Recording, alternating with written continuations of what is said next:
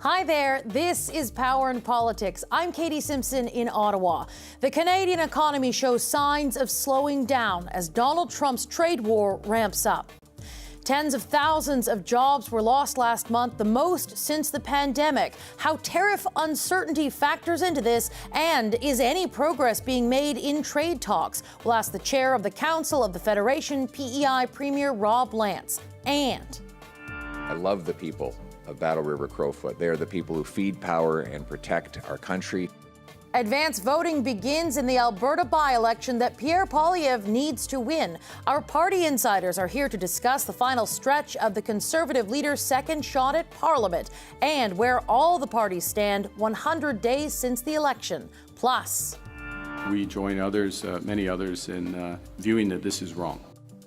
condemnation from Prime Minister Mark Carney as Israel plans to take control of Gaza City. How Canada is responding and what is under consideration in this moment. Power and Politics starts right now.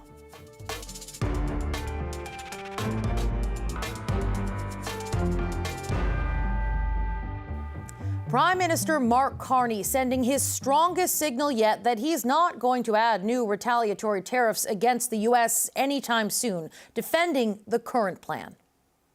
We have put in place retaliatory tariffs in a way that looks to have the minimum impact here in Canada. For example, in the auto sector, we've taken them off at quite substantial so-called remissions in the auto sector, also in steel as well, because parts used in Canada end up, the tariffs do more harm than good, or can do that.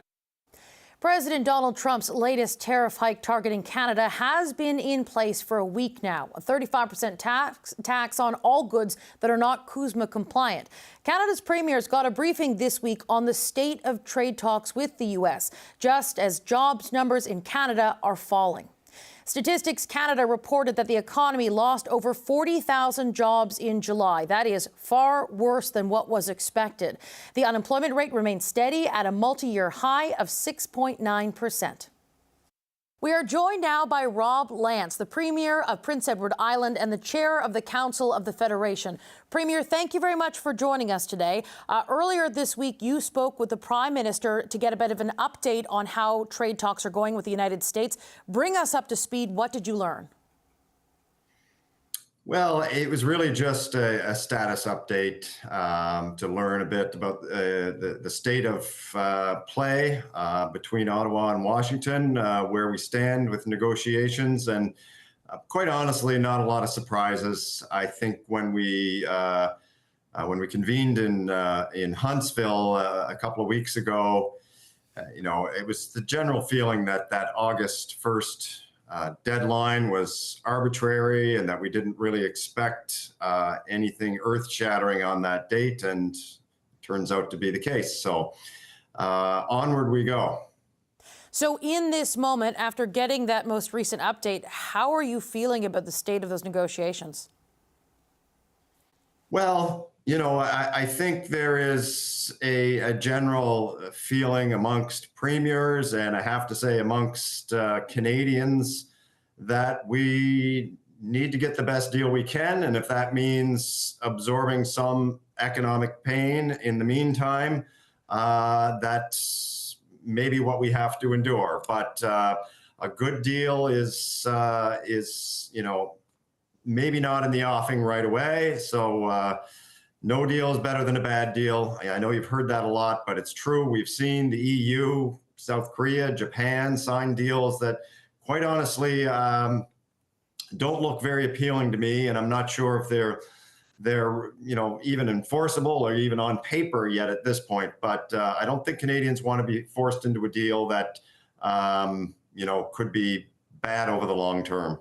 So you sort of talk about economic pain there, and I know that depending on how Canada retaliates, there could be different levels of economic pain.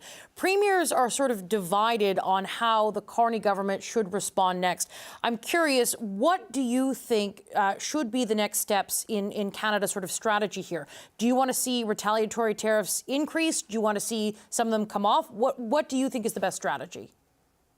I have always personally questioned the counter tariffs. I'm not sure if they're having any effect on the calculus in Washington.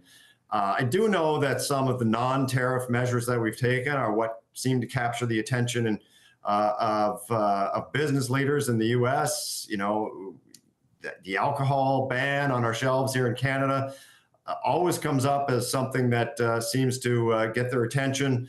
You know, I was in New England, in Boston, earlier this summer.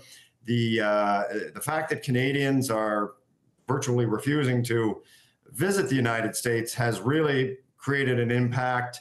The tariffs themselves, they are starting to become a point of discussion amongst premiers and how those should be dealt with going forward. I don't think we've really settled on that, but I'd like to continue that discussion. You are quite correct in mentioning that it certainly gets a lot of attention in the United States. Some of those governors and some of those state representatives and even senators, they are quite plucked about whether it's booze bans, Canadians not showing up for vacations, that kind of thing. Do you think Canadians should engage in more of that activity to increase pressure, or are we at a level where, you know, it's enough? I think we're doing a great job, to be quite honest. I think we've stood up for ourselves very forcefully. You know, it's you see Trump using some of his typical bully tactics, calling us nasty and so on and so forth. I think that we're putting ourselves in a position, making it known that we're not going to be pushovers, and we're not an easy mark here. And Donald Trump smells fear. He smells weakness very easily. And I'm proud that as Canadians that we've not put ourselves in that position. Trump, despite what he says, understands full well how important Canadians are to Americans in terms of that trading relationship. And it's best that we hold out for the best possible deal we can get. Now, as this trade war drags on, we are seeing some unexpectedly low jobs numbers, a disappointing report, really. What does that tell you about the state of the trade war? Well, we all know that there's going to be consequences.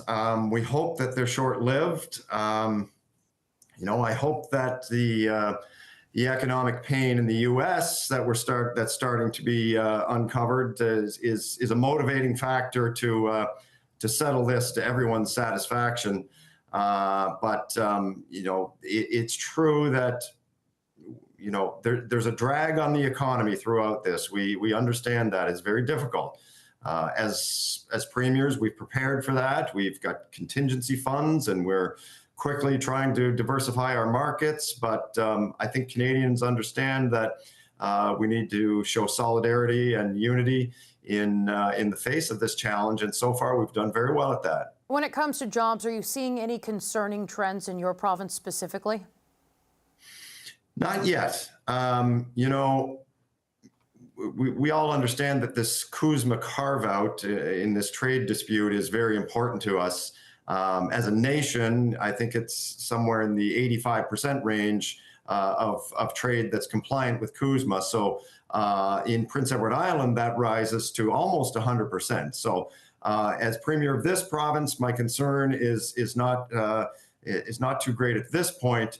But how this all plays out going forward is another question. And it's those counter tariffs and the sectoral challenges for, you know, primarily in the aluminum, steel, and copper and autos. Those things are trickling down, of course, through the economy and starting to affect Prince Edward Island. But the longer this drags out, the more pain we will feel, of course. So at this point, we need to forge forward and try to resolve this under the best possible terms for Canadians.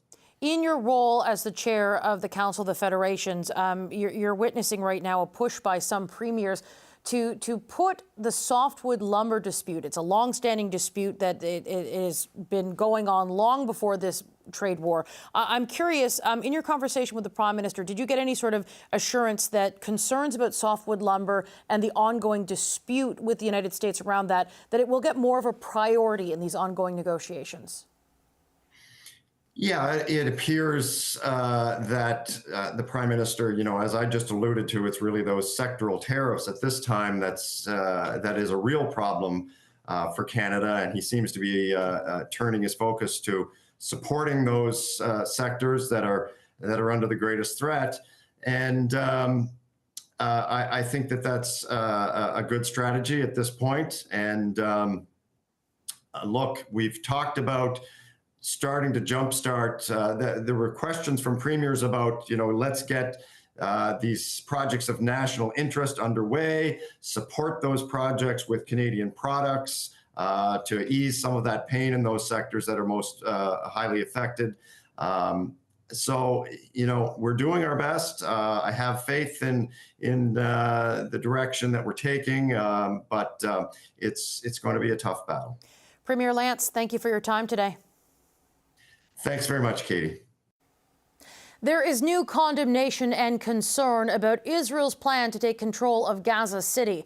The military operation was discussed and agreed upon by Israel's Security Cabinet after a 10-hour meeting. It's a move Prime Minister Mark Carney disagrees with. We join others, many others, in viewing that this is wrong, that this action is not going to contribute to an improvement in the humanitarian situation on the ground. It is going to put the lives of the hostages at greater risk rather than lessening it.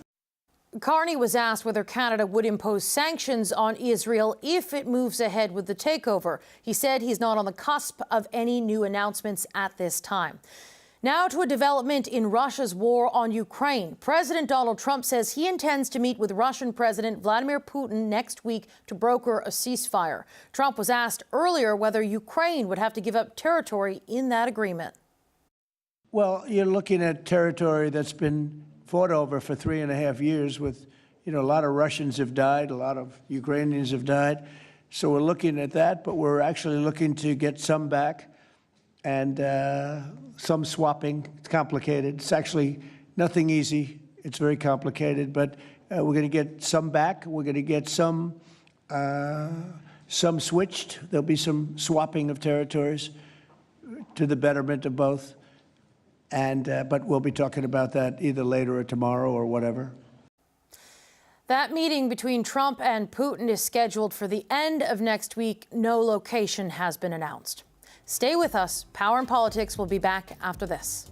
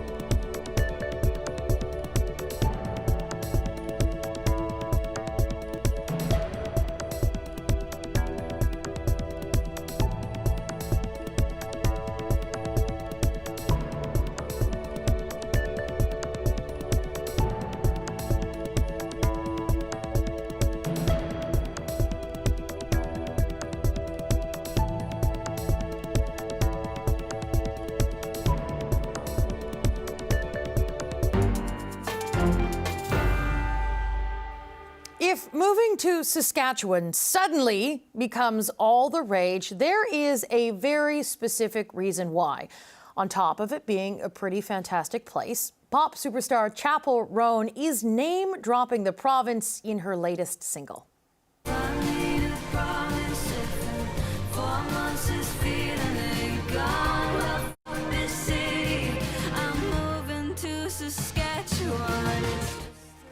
The shout-out featured in Roan's new song called The Subway, and it is getting plenty of attention. Tourism officials are using it in online ads, and one provincial lawmaker sees it as an opportunity.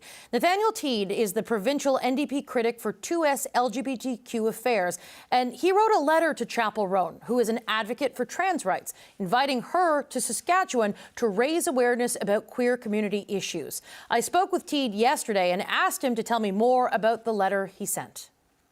The letter itself, we wrote to Chappell's management, explaining how much the song lyric was meaning to Saskatchewan folks, and just wanted to put a little bit of information, on Chappell's radar about some of the political situation here in Saskatchewan, specifically the interaction with the queer and trans community, knowing that Chappell is this queer icon. She has an international stage that, and her voice means so much.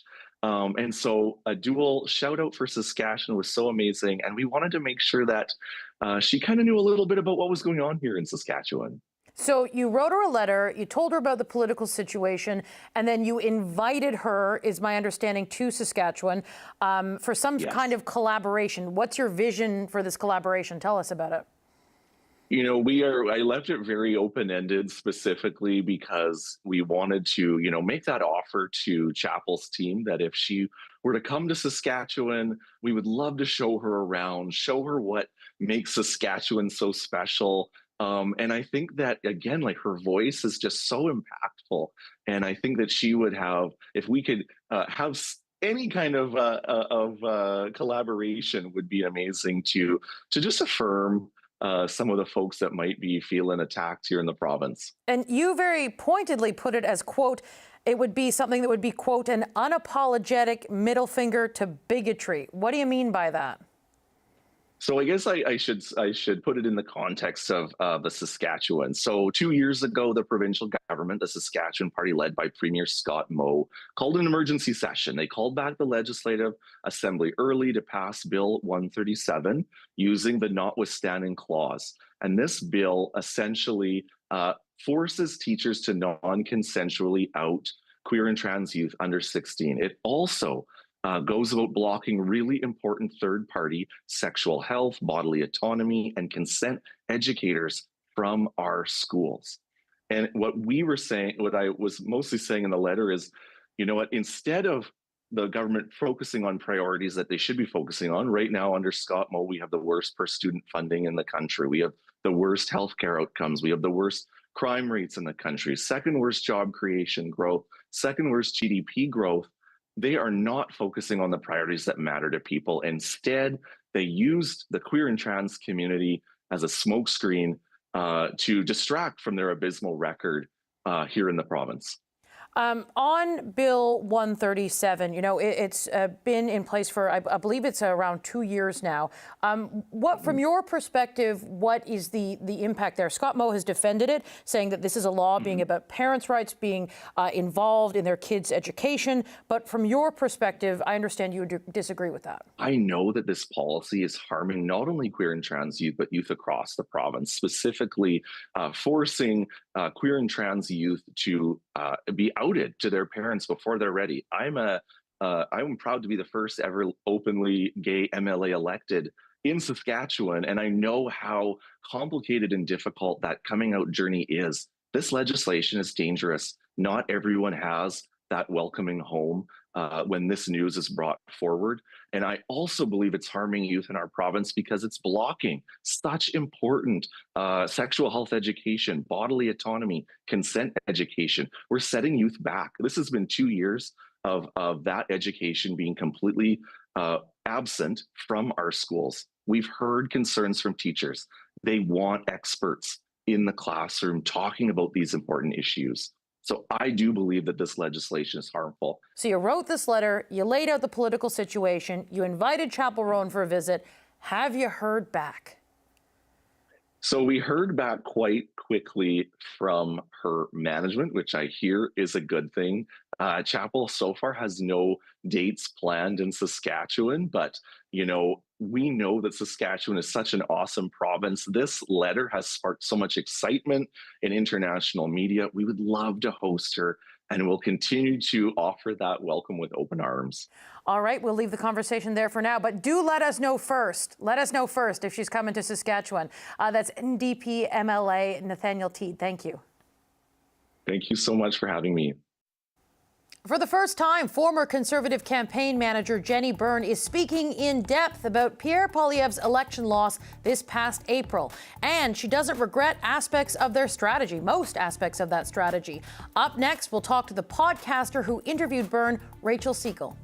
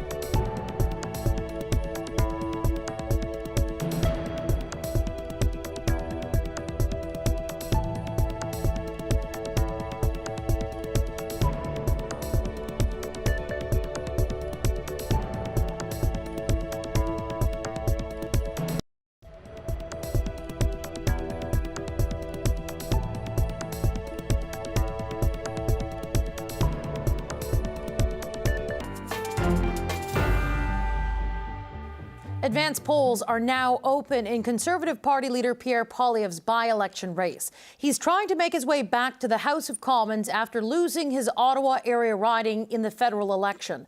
His former campaign manager, Jenni Byrne, is speaking about how the party fared in a rare interview, joining Beyond a Ballot podcast to talk about the election results and her future with the party. I am going to, as I said, stay on as an advisor. I am now. I, of course, advise Pierre. I speak to people on a daily basis, and I'm going to continue to do that. But I've stepped back from the day to day, and I'm not going to run the next campaign. Rachael Segal did the interview. She is a host of Beyond a Ballot podcast, and she joins us now. Rachael, thank you very much for taking the time to speak with us. What was your big takeaway from this interview? I think for me, the really big part of this conversation with Jenni Byrne was the fact that she was so open. I had done background research on Jenni and realized that the biggest part of the equation, her voice, was really missing from the national narrative. And so I went into the interview with two goals. One was to really get who Jenni Byrne is. What does she like to do? How does she think? What are her values? But also to really dissect the last campaign, because that was a historic campaign, especially for the Conservatives. We saw the Conservatives go from a 22-point lead to losing government, and she was behind that campaign. And so I really wanted to know how she's feeling a couple of months out, whether or not she had regrets, whether or not she still stood behind some of the decisions that she had made during that time. And ultimately, I think what was most surprising is the fact that she answered absolutely everything. There was not one thing that she didn't completely dive into, including her thought processes, anything that she had regretted. And so I thought, after leaving that conversation, I thought that was pretty cool. And it was pretty cool to have that on the historical record for the country. And Jenni Byrne made news in this interview telling you that she will not run the next Conservative election campaign. There has been some internal party fighting about that big lead that the party lost in the end. I'm curious, what do you think her announcement that she will not run the next campaign, what does that mean for Pierre Poilievre? For Pierre, I think it means that he will continue on the path that he has been on. And one of the interesting parts of the conversation that I had with Jenni was the fact that she realized very early on that Pierre had this momentum behind him. She talks about it as the COVID voter, this new Conservative coalition, the people that were coming out of their parents' basements to go to Pierre Poilievre rallies across the country. The woman who she mentions in the conversation who tried to spend her last $15 to buy a membership because Pierre finally gave her hope. And so I think that Pierre himself has built this incredible momentum and this new definition of what modern conservatism is in this country. And so for him, it will mean hopefully winning that by-election on the 18th and then continuing on to broaden the already large base that he has grown over the last few years. One of the things that you talk about in this interview is that Jenni Byrne has attracted a lot of sort of commentary when it comes to what happened behind the scenes. The party was going into this election with in the months leading up to the election as well, this massive lead. Everyone thought it was going to be a Conservative landslide. And in the time since, there's sort of been a picking apart of the campaign, which happens after losses. But there's been an unusual focus on Jenni Byrne, which you guys sort of addressed there. Given that attention, do you think that her decision not to run the next campaign will have any sort of impact on Pierre Poilievre as he goes forward facing a leadership test in January? I think that Jenni has been a very close confidant of Pierre Poilievre for many years, long before he became leader of the Conservative Party. And I think she will continue to be that close advisor to him throughout the next campaign. At one point, I did ask her about that. I said, do you believe that the Conservative Party will rally behind Pierre as leader at the convention in January? And she said, yes, absolutely. And so I think, like I said, that this is really going to be about getting Pierre over the line, becoming prime minister, and building a coalition that's even bigger than the one that they were able to create in this last campaign. I mean, to her credit, although they did lose, the Conservatives were able to pull the biggest vote they had ever seen in a federal campaign, and to really grow what it meant to be a modern Conservative in Canada. And she's really the one who, along with Pierre Poilievre, was able to do that, was able to grow that community of Conservatives across the country. And I think there are still a lot of Conservatives, and many that I've heard from today after the interview aired, that are really rooting for the party to come in and to become government and to make big changes in this country. We're running out of time. We've got about 30 seconds left, but I do want to ask you, coming out of this interview, you did talk to Jenni Byrne about sort of some of the lessons learned along the way and things that she would do differently. Do you think there is one point from her that stands out as like a lesson, like a lesson learned moment that, you know, really stands out that could be applied more broadly to Canadian politics? I don't know what, more broadly. I think one of the most interesting points is when she talked about Pierre losing his seat, that they weren't as prepared as they could have been for that one. And so maybe the general lesson there is just that preparing and anticipating every outcome in an election campaign ultimately has benefit to the party itself. But I think the number one lesson from this episode is that Jenni Byrne has played a really pivotal role in Canadian history and shaping what it means to be a conservative in this country, and a lot of the leaders that have been able to put forward conservative agendas and run parties. And it's really great now to have her voice, an hour of her voice, an hour of her reflection on the record for Canadians. And that hour goes by real quick when you give it a listen. It's super fascinating. Rachel, thank you for your time. Thanks so much. New Democrats also had a tough election loss. The party was reduced from 25 seats in Parliament to 7, losing official party status. And now new fundraising numbers suggest that party support had been headed in the wrong direction for some time. 10 years ago, during the 2015 election, the NDP raised nearly $12 million. In this year's election, the party took in just a third of that. So what kind of picture does that paint for the NDP? Eric Grenier is a polls analyst and author of the rit.ca. Eric, it is so nice to see you. Those are some rough numbers. What does it say to you about the state of the NDP? Well, it confirms what we already knew about the NDP after the election campaign, is that they are in a lot of trouble. It has been a declining fundraising environment for them over the last decade, and obviously it's been a decline for the party itself over the last decade as well. But I think what we see with these fundraising numbers, where they raised $3.7 million over the first 6 months of this year, which included the election campaign, that's not a lot of money for a party that is in some trouble. That is not really enough to cover even keeping the lights on for the party. And we know that there's been some financial difficulties for the New Democrats since the election. Because they had such a poor performance, they failed to get a lot of their election reimbursements for the expenses they would have had at the riding level, because you have to reach a certain threshold of the vote. And in the vast majority of ridings, the NDP failed to reach that level. Parties count on those kinds of reimbursements to help fund their activities. And so for the NDP to not get those reimbursements, but then also to be putting up some pretty anemic fundraising numbers at a time when they really need some money, it does suggest that the NDP is in for a little bit of cash crunch for at least the next little while. If that is kind of the picture of how difficult it's been in the past, how hard is it going to be for them to sort of get out of this hole? That, I think, is really going to be the problem, because they didn't have a lot of money raised since the beginning of the year. The Conservatives, for example, have raised 10 times as much as the NDP over the first half of 2025. So they don't have a lot of money going into the campaign. They didn't raise a lot of money during the campaign. And now this is post-election. And post-election, parties really struggled to bring in a lot of money. The NDP doesn't have a leader right now. They don't have, of course, official party status in the House of Commons. They don't have a lot of staffers right now. They can't afford to hire a lot of staffers to try to drum up more support, to raise more money. And they now have a leadership race that they will have to pay for. There will be entry fees. There will be the money that's going to be raised by the leadership candidates that might help out.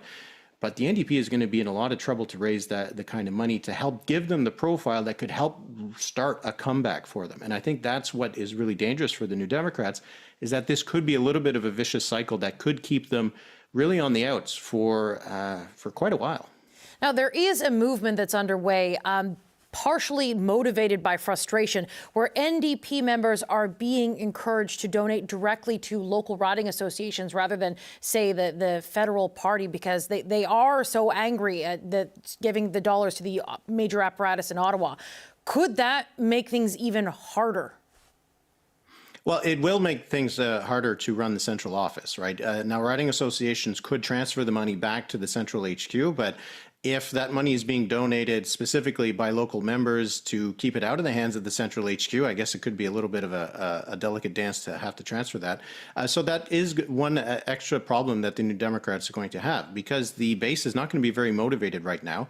Now, during a leadership race, that could motivate the base, but that money is going to go to the leadership contestants. The NDP is going to take a cut. They're going to take 25% of the money that all the leadership contestants raise. That'll help. But that's the extra little problem for the New Democrats, is that while a lot of donors might open their wallets over the next year to give money to some candidates that might excite them, that is money that might have gone to the NDP otherwise. So we don't have actually the numbers yet for where they ended 2024. They haven't filed those yet, but I'd be curious to know how much money they had in the bank going in the year, because this was an election year and elections cost a lot of money. Canadian politics, it's full of big highs and big lows. Is there anything you would compare this moment to right now, given what the NDP are experiencing? What in history would you compare this to in Canadian politics? Well, for the NDP, they can go back, I guess, to the 1993 election. And that was the last time they had so little of the vote. That was the last time they failed to get official party status in the House. I think that is what the NDP really is grappling with here. You often hear from parties that, we've had defeats before, or people were ruling us out before the 2011 election. You hear that a lot from New Democrats. But this was the worst election the party's ever had in its history. That is not a thing that you just easily bounce back from. So I think for the New Democrats, they can look back at that 1993 election where they performed so poorly. It took a long time for the NDP to really get back into it, really more than a decade before the NDP was a major factor in Canadian politics again. So it could be a little bit of a walk through the desert for the NDP over the next little while. All right, Eric Grenier, it is always nice to chat with you. Eric Grenier, he is a polls analyst and author of the Writ.ca. Still ahead, our Political Pulse panel is here with lots to talk about. Voting in Pierre Poilievre's new riding of Battle River Crowfoot begins. Jenni Byrne reflects on the campaign in a podcast. And it's only been 100 days since the federal election. Our insiders are here to discuss all of it. Next.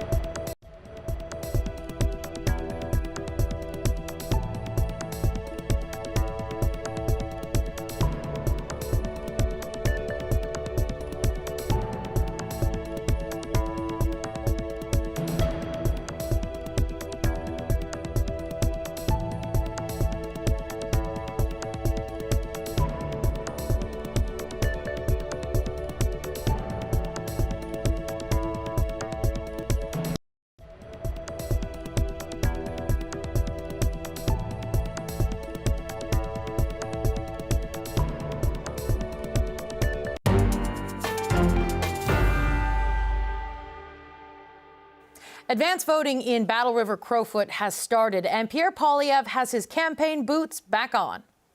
Well, I'm loving the campaign. I'm having a lot of fun, actually. I love the people of Battle River Crowfoot. I'm having a lot of fun. I'm meeting a lot of people who are very angry about the way that the federal government has abused and mistreated Alberta. And what they're saying is the era of pay up and shut up has got to come to an end. Alberta deserves a better deal within Canada. Also marks 100 days since the federal election. And while only one party leader is looking for a seat, the Prime Minister is looking for a trade deal with the U.S. We're not sacrificing any industry. We're working for the best deals for all our industries. The NDP, meanwhile, prepares to select their new leader in the coming months. The party is facing a significant drop in their spending ability. This is a look at their fundraising over the last few elections. All right, let's chat about all of this with the Political Pulse panel. Greg McEachran is a former Liberal ministerial advisor. Fred Delory is a former Conservative campaign manager. And Mel Richer is a former communications director for the NDP. It's so nice to have you all here in studio. I want to start, Fred, with you. This podcast that Jenni Byrne sat down, spoke with our friends Rachael and Amanda for an hour. Super interesting. Would recommend it. It's a super interesting listen if you are into Canadian politics. And if you're watching this program, you probably are into Canadian politics. Let's listen to a clip from that podcast. I think that Ottawa has just changed. There is a massive hiring in the public service. Mm-hmm. And I think Pierre being honest in terms of that there were going to have to be cuts made to the public service upset certain voters. I do wish that we had seen what was happening in Pierre's riding sooner than what we did. But that being said, I'm not sure what we could have done about it at the time, because it would have been so late that moving seats would have been strange. So that, of course, is Jenni Byrne. She was sort of asked about what she thought about Pierre Poilievre ending up losing his riding. Fred, what do you make of what she had to say? Oh, well, look, it was certainly interesting. The whole the line at the end about possibly moving seats. I never would have fathomed that possible. He had held that seat for 20 years. I don't think any people or anyone thought he was going to lose. The riding was redistributed. The riding was different. It grew a bit, but it grew into a more conservative rural area. So there's actually more conservative voters in this election than there was in the previous one, if you look back at past voting records. It was a bit strange. I think they're missing the big point, and I don't think they've done a real postmortem and understand why we lost this election. A lot of votes got driven to the Liberal Party from the NDP and the Bloc Québécois in Quebec in the many ridings, where there was this I don't know if it's the fear or uncertainty with Pierre Poilievre. And to say that it's because there's a lot of bureaucrats here, then there's more public service in the riding, that doesn't add up. It's not legitimate. And I think if that's what we think happened, we're missing what actually happened, and we're setting ourselves up for failure if we keep making these same mistakes. Greg, one thing that Jenni Byrne was very clear on, she was asked whether she thinks that Pierre Poilievre will maintain the confidence of his party and remain on as party leader, and she gave a very clear yes. Do you think that, in this moment when we look ahead to that leadership review, that seems to be on track? I mean, we'll see. I mean, everyone, there was no way that he was going to lose his own riding, and he lost his own riding. So I do think the amount of coverage on the by-election and why he chose such a super safe riding, he has said things been reported in local media in Alberta. I want to be Alberta's voice in Ottawa. Well, you had a hell of a lot of Conservative MPs over the last 20 years from Alberta. What were they doing? I don't think this by-election has actually been all that helpful for him. I mean, everyone is telling us that he's going to win, but I heard that before. That's going to be a big part of it. You can sometimes win an election like that, but you still, the 1,000 cuts have taken their toll. On the podcast, I disagree a little bit. I did not enjoy it. I think it's super interesting. I found it fascinating to listen to, and the hour went by super fast. I'm not particularly interested with this, or particularly familiar with this podcast. I think it would have been better had the Liberal and Conservative Voice interviewed her. They are both former Conservative staffers. There's no pushback. There's a lot of things, like Fred just pointed out, that are there that are very odd. If you want a deep dive into the ice cream episode of Veep, this is the podcast for you. If not, I would skip along, perhaps 15 minutes in. But what I'm noticing is there's something for everyone. If you want Jenni Byrne to go, she says she's going. But if you want her to stay, she's staying on as an advisor. She even said about her own business, I walked away from my business. No, I didn't walk away from my business. I know what that's like, because she's probably thinking like, oh, my clients might not want to hear that. But I can also see where she is currently an advisor. She said something about Carney hasn't fixed the economy yet. Like, this is someone who worked for Stephen Harper in 2008 during the recession. Are you kidding me that you think he's going to fix the economy in 100 days?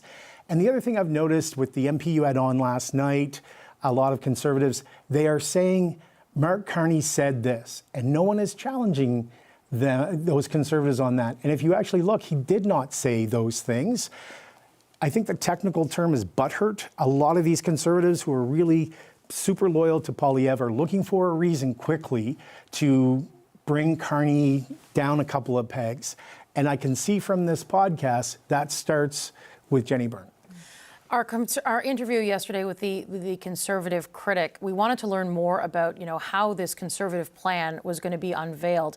And I had to ask 3 or 4 times to sort of, on this day when the party was making this announcement about something they wanted to put forward as an alternate vision for Canada on how things could be achieved, I couldn't get an answer out of her about how that would work. And we went around in a circle several times trying to sort of get to a specific answer on what does this look like? How would it work? What tell Canadians about it? I found that was a very challenging sort of moment there where I was just trying to figure out what it was. Not insignificant that it's a Conservative member of Parliament on the CBC. So that has probably gone through some permission slips to get her here to that interview. Mel, I want to bring into the conversation here. I want to talk about the NDP fundraising numbers. It is sort of a difficult moment. It's not new that it's a difficult moment. How much trouble and how hard is it going to be for the NDP to really dig out of this hole? When I talk to folks who are at the party, obviously people are taking this stuff seriously and they're taking a close look at the numbers. But the situation we were in 2015 after Tom Mulcair's election was way worse, and we were able to get out of that one. So I have full confidence that the party will be able to do the same thing. The one thing that I noticed about the numbers or that Q1 and Q2 are the same. So that to me is at least that base of folks that you were talking to are still there. So that's maybe good news coming out of that. Not obviously some good numbers when you compare to the past elections. This was also an election where, Katie, you may not know this, but I took a two-week leave and I joined the campaign in the last 2 weeks. And what I heard everywhere was this election's, too important. We're terrified about Poilievre, or we're terrified about Trump, and they're placing their votes either with Carney or with Poilievre to deal with that. And I think that's kind of the result that you see in the fundraising. I think that's the same thing that we heard from folks directly that resulted in that, where fundraising will go in the next few months with the party leadership, with the leadership contest. I think that will tell a different story. I think if we see, similar numbers or things that don't change, then maybe it's something to be a little bit more worried about. But for right now, I have full confidence that the folks who are at the party will be able to manage it and come out of it. Fred, for as long as the NDP remains weak and has challenges when it comes to fundraising or figuring out its debt, what does that mean for the national picture in terms of who is drawing in that support? Yeah, it's wide open right now in that regards of where the left is, the NDP struggling where they are.